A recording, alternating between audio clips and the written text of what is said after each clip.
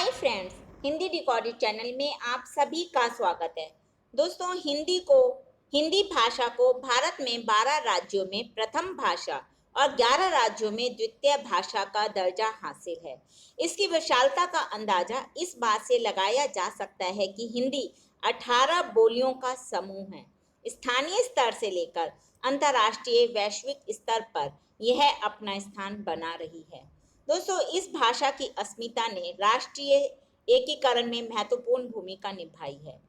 इतना सब होने पर भी हिंदी आज भी भारत की राजभाषा नहीं बन सकी है। पर इसके विकास की क्या दशा है और इसके विकास की दिशा में क्या क्या कदम उठाए जा रहे हैं, इन सब बातों पर हम आज के अध्याय में चर्चा करेंगे। तो चलिए दोस्तों, शुरू करते हैं अपना आज का अध्याय और जानते हैं हिंदी के विकास की दशा और दिशा के विषय में। दोस्तों, भारतवर्ष में आज लगभग 650 से अधिक जीवित भाषाएं हैं, लेकिन फिर भी संपर्क भाषा के रूप में सब दो भाषाएं हैं, हिंदी और अंग्रेजी, और इनके साथ स्थानीय भाषाओं को ही प्रयोग में लाया जाता है। यानी कि जिस स्थान की वो असम है तो असमी भाषा, तमिल है तो तमिल भाषा, इस तरह से स्थानीय भाषाओं को प्रयोग में लाया जाता है।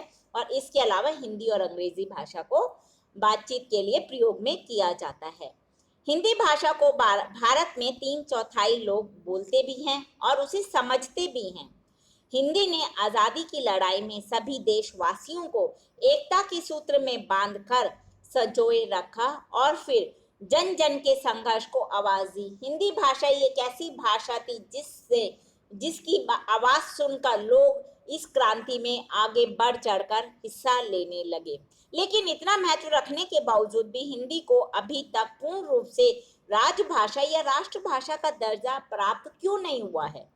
संवैधानिक तौर पर इसे राजभाषा का स्थान तो दिया गया है, परंतु व्यवहारिक रूप में स्थिति कुछ और ही रही है। वैश्वीकरण के दौर में अंग्रेजी भाषा को अधिक बल मिल रहा है, क्योंकि हर जगह जहां हम देखते हैं अंग्रेजी भाषा का बोलबाला है। और सबसे बड़ी समस्या यह भी है कि शोध के लिए हिंदी में शोध सामग्री ही उपलब्ध नहीं है। साथ ही विज्ञापन बाजार हिंदी के लिए दिन प्रतिदिन नई नई चुनौतियां उत्पन्न कर रहा है, क्योंकि इसके तहत एक वर्ग विशेष को लुभाने के लिए अंग्रेजी में विज्ञापन, उत्पाद का नाम, ये सब अंग्रेजी में ही प्रचारित किए जाते हैं। ऐसी स्थिति में हिंदी के विकास हेतु कुछ उपाय किए जा रहे हैं। वो कौन से उपाय हैं उनको हम जान लेते हैं। पहला है केंद्र सरकार के प्रयास। स्वतंत्रता के बाद हिंदी की संवैधानिक स्थिति के अनुसार हिंदी की अभिवृद्धि, विकास, प्रचार प्रसार और प्रगामी प्रयोग का दायित्व विशेष रूप से किसे दिया गया? दोस्तों, ये दिया गया भारत सरकार को। केंद्रीय शिक्षा मंत्रालय ने स्वैच्छिक हिंदी संस्थान को आर्थिक सहायता, हिंदी अध्यापकों के लिए अनुसंधान और प्रशिक्षण संस्थान का खर्च और इसके अलावा विश्वविद्यालयों के स्तर की मानक पुस्तकों का हिंदी तथा अन्य भारतीय भाषाओं में अनुवाद और प्रकाशन, साथ ही साथ विश्वकोश, शब्दकोश और इसके अलावा जितनी भी अहिंदी भाषा क्षेत्र हैं वहां पर हिंदी के प्रचार और प्रसार की योजनाएं आदि कार्यक्रम प्रस्तुत किए हैं, जिससे हिंदी भाषा एक जन व्यापक की भाषा बन सके और इसे एक राष्ट्रभाषा का दर्जा प्राप्त हो सके। दूसरा है राजभाषा विभाग के कार्य। गृह मंत्रालय के राजभाषा विभाग द्वारा समय समय पर हिंदी के प्रचार और प्रसार हेतु विभिन्न प्रकार के कार्यक्रमों का आयोजन किया जाता है। जैसे उदाहरण के तौर पर राजभाषा विभाग ने कार्यालयों के लिए कुछ अन्य आदेश भी दिए, जैसे यदि वहां पर अंग्रेजी का टाइपराइटर है या नहीं है, लेकिन हिंदी का एक कम से कम टाइपराइटर होना अनिवार्य है। साथ ही साथ कार्यालय के तार का पता भी हिंदी और अंग्रेजी दोनों में होना चाहिए। 14 सितंबर को हमारे पूरे देश में हर वर्ष हिंदी दिवस मनाया जाता है। यह भी राजभाषा विभाग का ही अनुदेश है। केंद्रीय कार्यालय की फाइलें, विजिटिंग कार्ड, मुहरें, समय सूचक बोर्ड, नामपट आदि सभी हिंदी में होंगे। ये भी राज विभाग का आदेश है। राजभाषा को व्यवहारिक रूप में लाना। राजभाषा का स्वरूप तब तक पूर्णतः विकसित नहीं हो पाएगा जब तक राजभाषा को व्यवहार और बोलचाल की भाषा ना बनाया जाए, यानी कि अधिक से अधिक लोग इस भाषा का प्रयोग करने लगेंगे, तभी यह व्यवहारिक रूप में आ पाएगी। यह भाषा अभिव्यक्ति का एक सशक्त माध्यम है, ये तो हम सभी जानते हैं। अतः हिंदी के माध्यम से युवक युवतियों को कौशल प्रशिक्षण दिया जाए। साथ ही साथ इस बात की ओर भी ध्यान दिया जाना चाहिए कि लोग अधिक से अधिक हिंदी को अपने दैनिक जीवन में शामिल कर सके, हिंदी को अपने व्यवहार में लाएं। अंग्रेजी के वर्चस्व को कम करना। सबसे ज्यादा बड़ी बात तो यही है कि हमारे देश में आज भी लोग हिंदी बोलते हुए शर्माते हैं, और सबसे लोगों को लगता है कि हिंदी भाषा में बात करना हमारे लिए शर्म की बात है और अंग्रेजी में बोलना बहुत सम्मान की बात है। इसीलिए आजकल अभिभावक भी अपने बच्चों को अंग्रेजी माध्यम के स्कूलों में डालने की कोशिश करते हैं। अंग्रेजी भाषा पर निर्भरता कम करके भी हिंदी का विकास हम किया जा सकता है। देखिए, जापान और चीन जैसे देशों ने अंग्रेजी ज्ञान के बिना अपने आप को किस कदर तक आत्मनिर्भर बना लिया है। यद्यपि हिंदी के प्रति लोगों के संकीर्ण और संकुचित नजरिए को बदलने की जरूरत है। हिंदी को सरल और व्यवहारिक बनाने के लिए हिंदी से तत्सम शब्दावली को दूर करना चाहिए।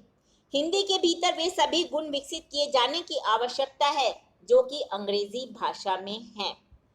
अगला है संचार भाषा के शुद्ध रूप का विकास। दोस्तों, आज संचार माध्यमों द्वारा हिंदी विश्व की सर्वाधिक शक्तिशाली भाषाओं में से एक बन चुकी है। वैश्विक क्रम में यह दूसरी सबसे अधिक बोली व समझे जाने वाली भाषा है। पहली अंग्रेजी या दूसरी हिंदी है। रेडियो, टेलीविजन, सिनेमा, इंटरनेट आदि ने इसके प्रचार प्रसार में एक महत्वपूर्ण भूमिका निभाई है।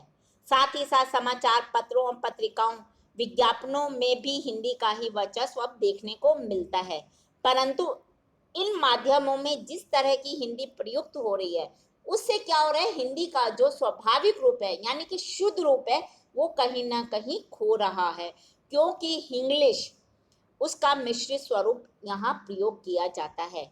इन संचार माध्यमों में हिंदी के शुद्ध रूप का विकास किया जाना काफी जरूरी है। प्रामाणिक शब्दकोशों का निर्माण। दोस्तों, संसदीय राजभाषा समिति की सिफारिशों के फलस्वरूप मार्च 1960 में केंद्रीय हिंदी निदेशालय की स्थापना हुई। इस निदेशालय द्वारा अनुवाद कार्य को बढ़ावा दिया गया।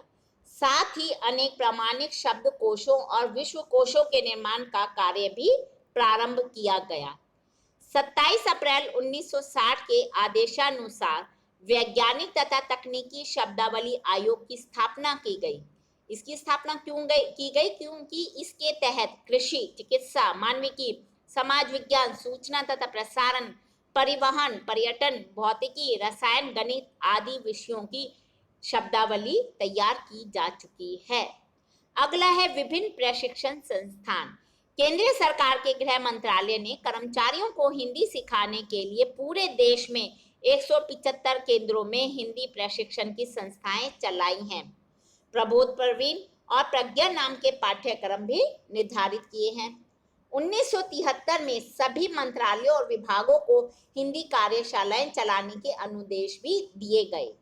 हिंदी के प्रयोग को बढ़ाने हेतु कलकत्ता, मुंबई, चेन्नई आदि में हिंदी टाइपिंग सिखाने के लिए केंद्र भी स्थापित किए गए।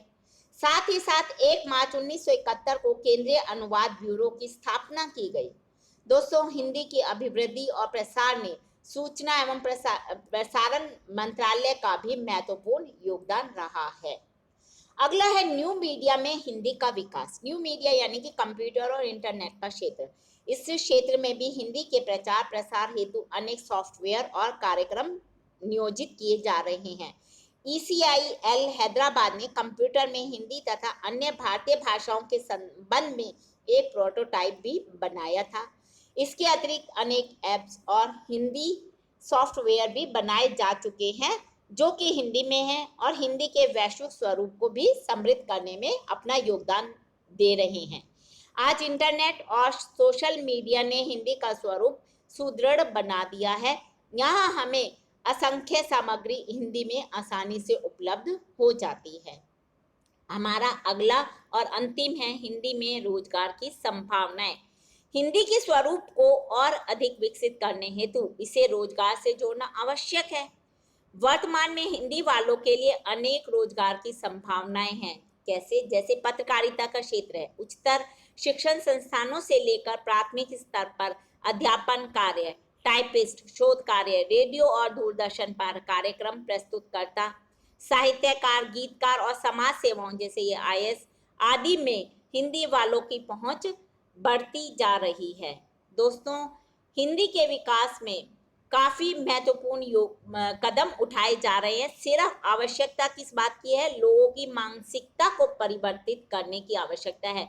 लोगों के मन में ये बात घर कर गई है कि हिंदी बोलना शायद हमारे लिए अच्छा नहीं है, अंग्रेजी का वर्चस्व है, अंग्रेजी से ही हमें सब कुछ हासिल हो सकता है। हमें इस बात को बदलना होगा और अपनी मातृभाषा हिंदी के विकास के लिए अपनी तरफ से जो भी प्रयास हैं वो करने होंगे। दोस्तों, ये हमने जाना हिंदी के विकास में उठाए जाने वाले हिंदी के विकास की दशा और उसकी दिशा के विषय में हमने आज के अध्याय में चर्चा की।